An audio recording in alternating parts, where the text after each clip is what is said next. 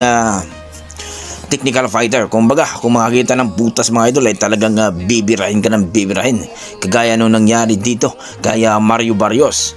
Kung saan mga idol na inaakala ni Mario Barrios mga idol na lip hook ang titira sa kanya. No? Hindi niya inakala na 2 beses siyang matamaan sa street mga idol.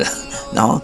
Sa kanan na suntok mga idol, kaya 2 beses talaga mga idol na tinira siya sa mukha, at yung pangalawa ay bumagsak si Mario Barrios mga idol.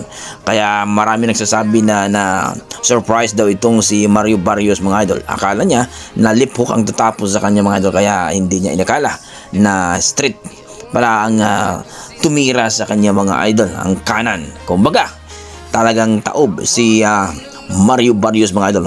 Marami nagsasabi mga idol, napakaganda ang performance na pinakita ni Ryan Garcia. Para bang naulit ang nangyari dito kay Devin Haney mga idol, na kinawawa din ni Ryan Garcia.